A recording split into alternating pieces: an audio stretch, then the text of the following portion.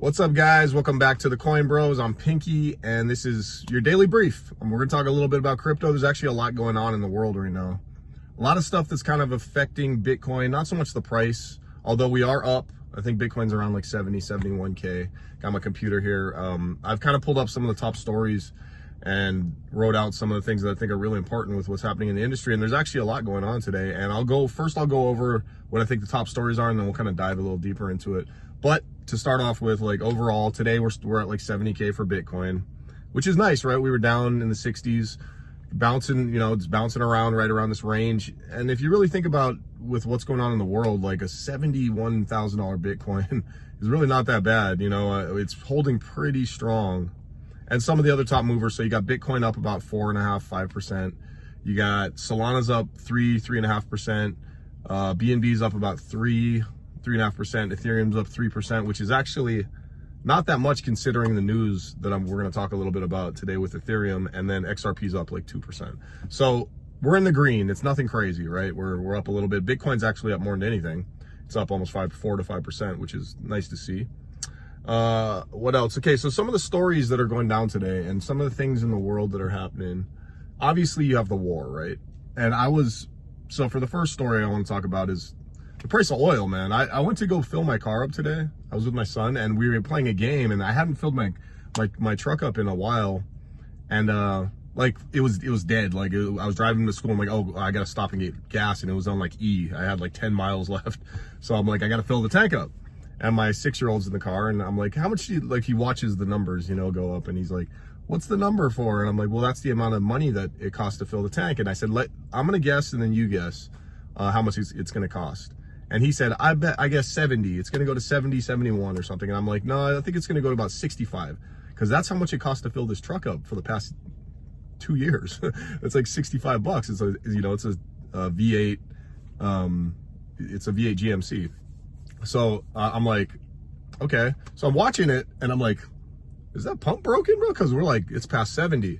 It's going to 80. I hop out of the car. I'm like, is like really gas leaking out of my, and I look, and I'm like, no, it's still pumping. And I look, and I'm like, okay. It goes to $110, $110 to fill my truck up.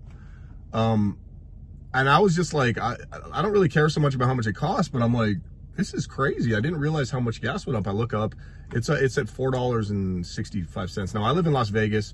Things get shipped into Vegas, right? And obviously with the war here, let me pull this up.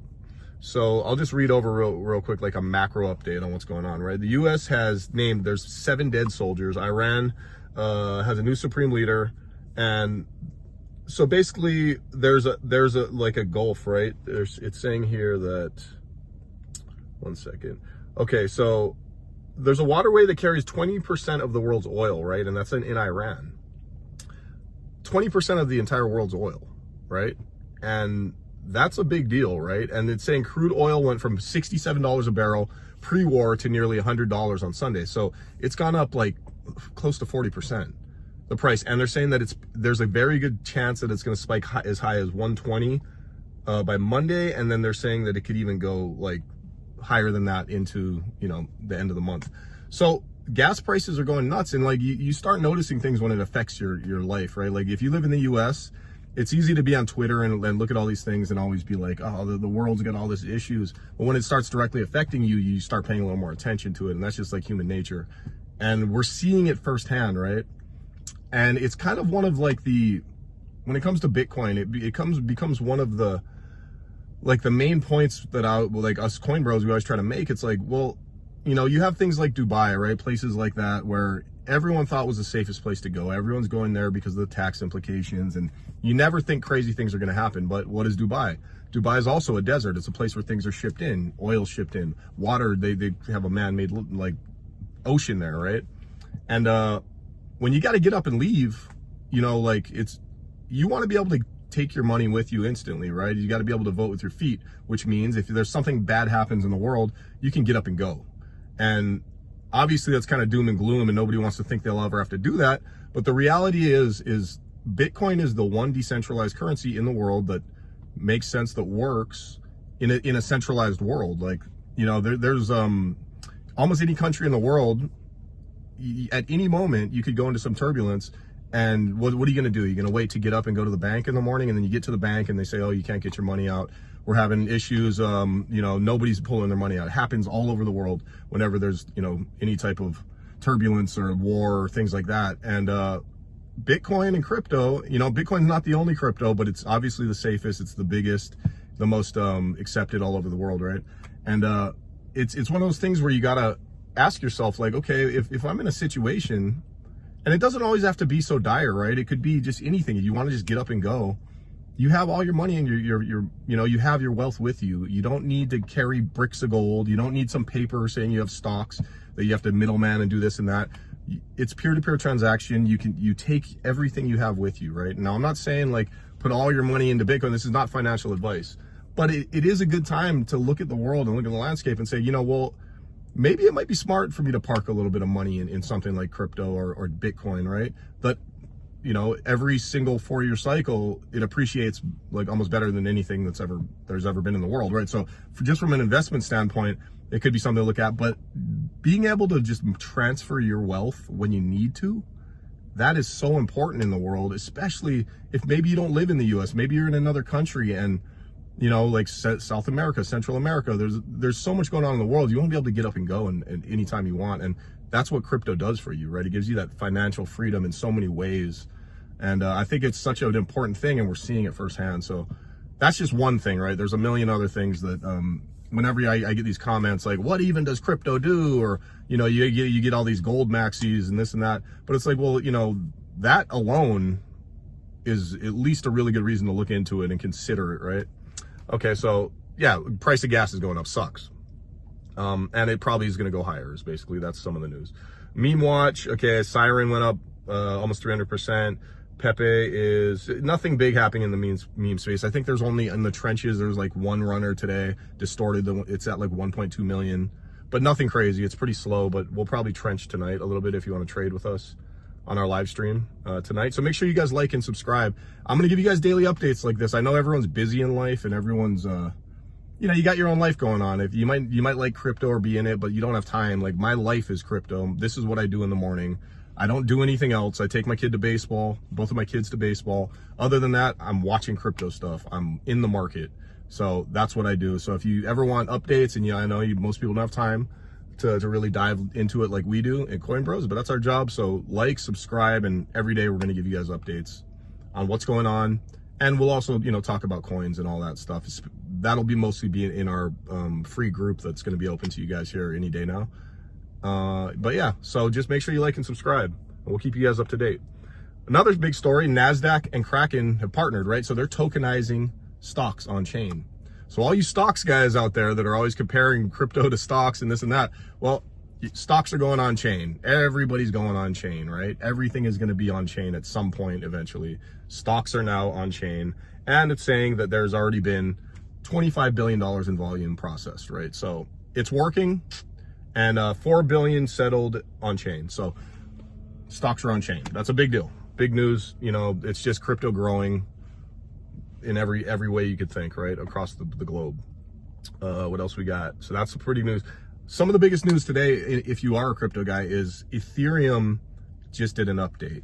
And I'm not going to go too deep into that because, to be honest, I want to read into it a little more and understand exactly what the update does before I tell you guys about it, because I want to give you proper information. But we'll probably do that tonight while we're live streaming and trenching. We'll give you guys kind of what we think about the update, what it's going to do for Ethereum, which is why I was saying I was surprised Ethereum didn't pump a little harder today. But Ethereum's underperformed this whole cycle, so I'm not that surprised. But it is a new update, it's a big deal for Ethereum, if you're an Ethereum guy, or just for the industry overall, right? Ethereum it's very important crypto.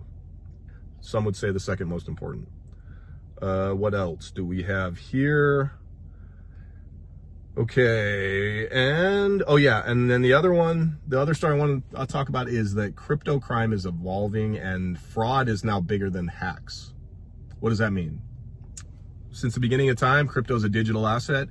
It's always been hacks. It's things to do where they get in your computer, they get it, you know, they get a hold of your phone, they hack into your system and they try to get your crypto. Well, now it's fraud that's overtaking that. So they're figuring out ways to just do old school fraud to get people's crypto, right?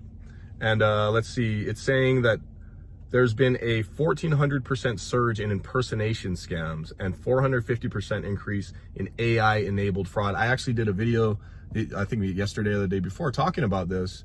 And yeah, so it's saying that in 2025, $2.87 billion was stolen across 150 hacks. And that's including the Bybit hacks, some really big hacks, right? So a lot of that money's from just really big ones and then a lot of small ones, right?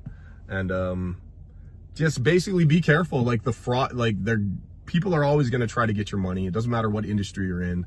Crypto is just the easiest way for them to transfer the money. So if they figure out a way to hack you or to impersonate and get you to give your private keys, you know, it's like the one button click and they got everything. They just transfer it and there's no way to get it back, right? So you got to be very safe with everything. You got to understand security. Don't ever give anyone your private keys. The minute something sounds fishy on the phone call, like always double check and triple check, quadruple check, right? And just have your security on lock, because they're smart, man. And they know how to get into whatever they're trying to get into, and they'll try everything in the book. And if you're not, you know, you haven't been in the industry for a long time, a lot of these things, man, they sound pretty enticing, or you'll think you're talking to somebody you're not talking to. With AI, it's almost indistinguishable nowadays, and it's going to get better. And yeah, you got to be safe with that, because they're going to keep trying to get your crypto. And that's pretty much it. So that's like the four major stories. Obviously, the war is going to be the biggest story. The price of oil going up. Things are getting more expensive.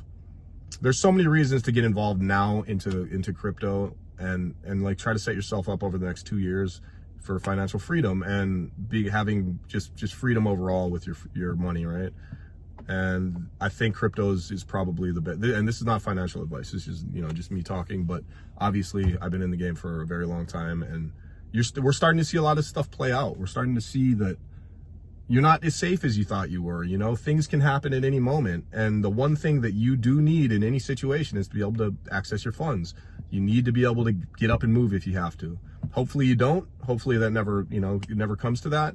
But, you know, maybe you're not from the US. Maybe you're from somewhere else, and maybe your living situation is a little more sketchy. Maybe there is a really corrupt, shady government that you don't trust. And the one thing you can do is protect your own money with self-custody. There's satellites that have nodes in space. They're not shutting Bitcoin down. It's impossible, right? That's not going to happen. So they can't stop it. They cannot take it from you unless you give it to them. And there's no other currency in the world with that kind of, I mean, just with that scope, right, of being able to just really own your own money and vote with your feet if you need to. If you got to get up and go. If you have to send money to people, you can do it instantly, right? Let's say you have family somewhere that's dealing with some crazy war or something. It's like you can get money to them instantly. They can get up and go. And you just, you know, you got freedom. You got financial freedom in every way. That's what you want. That's what the end game is, what the goal is in life. And crypto can do that for you. Not financial advice, but yeah, that's our daily brief today. You know, it's already 13 minutes.